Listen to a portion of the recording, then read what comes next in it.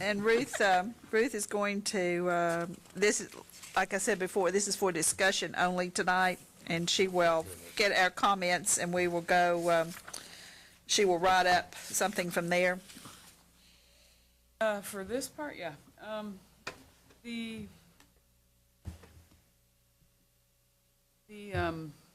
special events permit is a section that is in our zoning ordinance, and I included a copy of that section. It's just section 24 in the zoning ordinance, and I included a copy of that in your packet for your, just to kind of refresh your memories with it. What we are in the process of doing is revising this to kind of customize and meet changing needs of not only our business community, but also where we want to go with the direction that we have. I first presented this in discussions with David.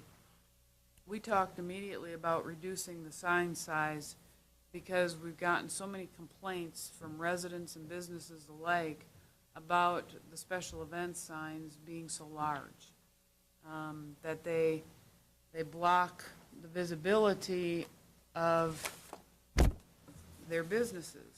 And this is an example, and I do apologize for the blurriness, but apparently if you stand in a lane of Kingston Pike with traffic behind you, you get a little nervous, and that's what this sign, that's what this picture represents. Holy mackerel. Don't do that again. This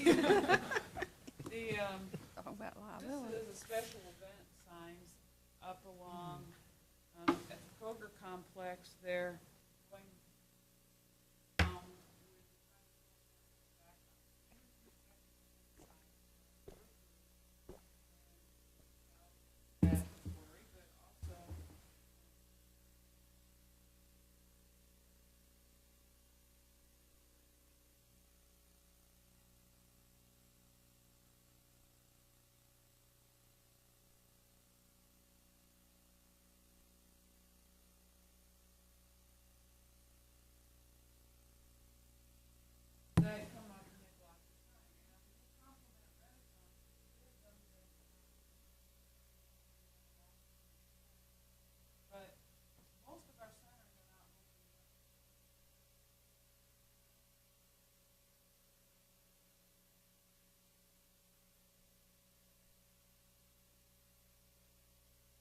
Not locally owned.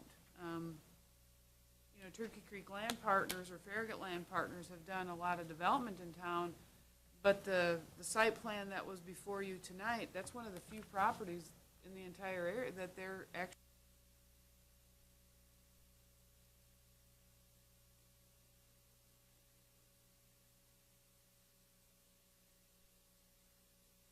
what we've run into problems with is then we get varying degrees of legibility, that it's just clutter.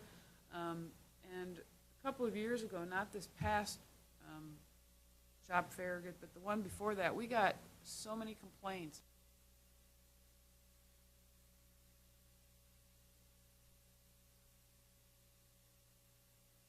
The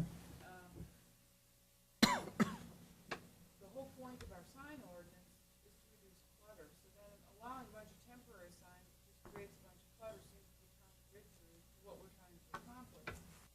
So we went, when David and I talked about this, we reduced the size of the sign, and then have kind of fine-tuned that based on some of the Shop Farragut things. And then one of the things that I had recommended is that this, since our whole intent of this is really an impulse stop. I'm going to pick on banks because we have picked on banks here before, and I picked on banks at the Farragut Business Alliance and with the EDC. Was, you know, I'm driving down the road, I was like, ooh, there's a CD with great interest rates, I'm going to stop today. It's like, yeah, I'm sorry, you know, it's not an impulse stop. You know? And however, if I find out Dunkin's Donuts got 12 donuts for the price of 6, I probably will stop. But so my initial recommendation was that it would just be for retail establishments, that it would not be for office establishments and that type of things. That didn't go over real well at the Farragut Business Alliance or the EDC, so modified that accordingly. So now it's going for, in commercial districts, any entity. The one difference is that in the C2RW district, and you are familiar with which district that is on the interstate with our recent open public market, we don't want everybody in that public market to have a special events permit because that would create total chaos, and neither does Jim Nixon. So the idea within the C2RW, unlike any of the other districts, is that multi-tenant facilities as a whole would be allowed special events permits, but their tenants would not be allowed special events permits.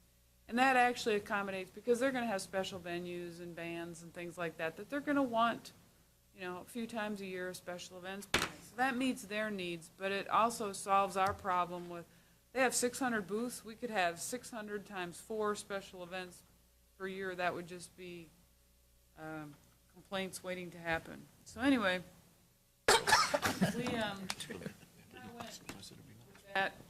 went back to allowing all entities within the commercial and office uses districts, all commercial and office uses would be allowed to have it, special events permit. We would stick to the 4 per year. It'd be 10 calendar days per event so that it could be inclusive of 2 weekends. That it would not be permitted on vacant and vacated properties. We have a problem with cowhide sales once in a while popping up, and we don't really, we want it to actually be event-driven and help the center that these are going on. So it doesn't just help the person who's having the sign up, but the other entities within the centers. One of the things I need to clarify is, if you look through the notes, you saw that churches and residential had slightly different. We're going to put them under separate requirements, whereas they're all under the. Modified was the sign would be not to exceed 20 square feet. We initially went with 16 square feet because just take that piece of plywood and cut it in half. But we opted to go up 20 square feet because the Farragut Business Alliance, who's taking over the Shop Farragut program, wants to brand the Shop Farragut whole process. And so what we opted to do with going with 16 square feet would be dedicated to the business, and then 4 square feet would be dedicated to,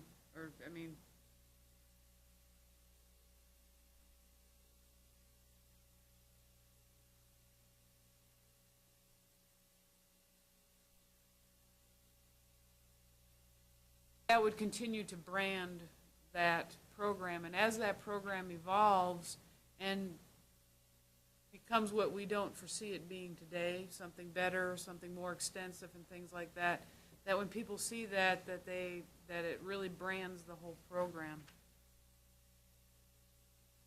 The maximum 6 feet in height, that it would be, the signs would be set back 20 feet from the street curb edge. Right now, we have a setback from the right-of-way. Nobody knows where their front property line is along Kingston Pike, Parkside Drive, or anywhere else for that matter. So it's like, but it's real easy when you're out there. You can measure where 20 feet is from the edge of the street. We had the discussion of, do we want to go less than that? This is really from a safety issue. When you are pulling out of a driveway, you do not need a sign any closer than 20 feet because then you start creating a problem.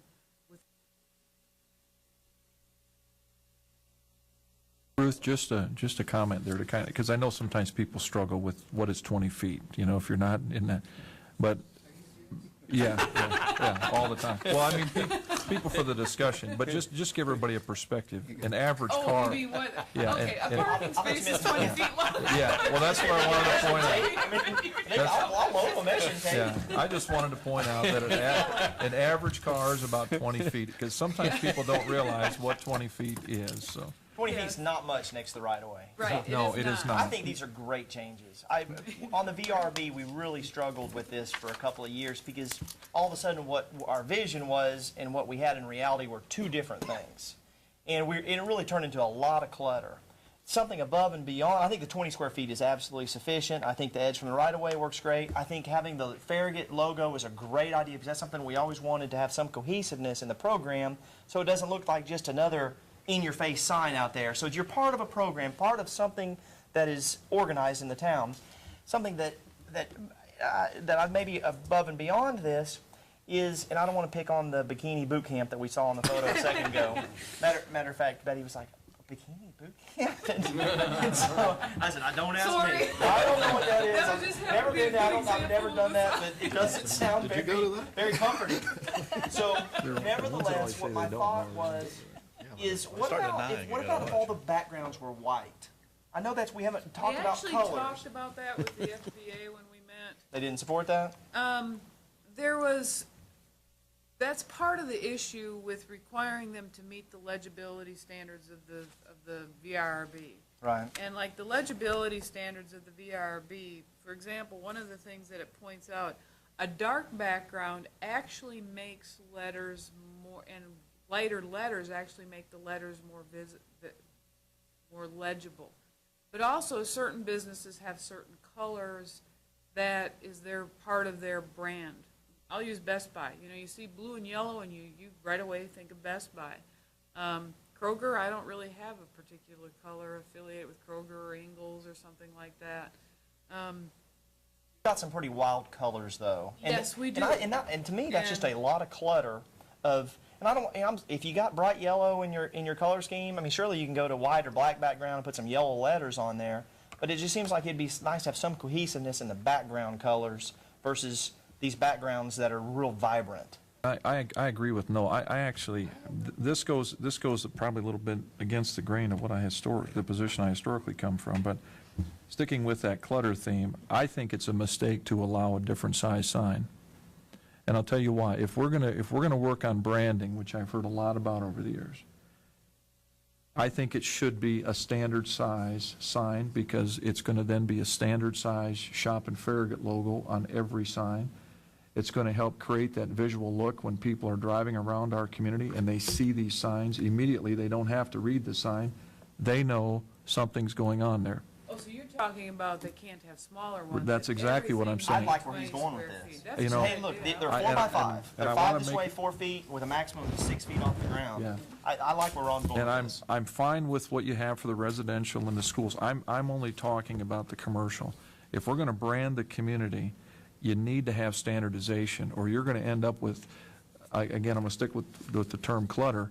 It's going to be such a variety of signs that there is not going to be an identity. And if you're going to really polish this, Shop and Farragut, I think was the proper term, that logo needs to have a consistent size and look. Location, maybe. And Maybe location. bottom right corner, bottom, Yes. some. That way, I'm just going to repeat myself, so I'll be quiet. But I think we need to really look at that.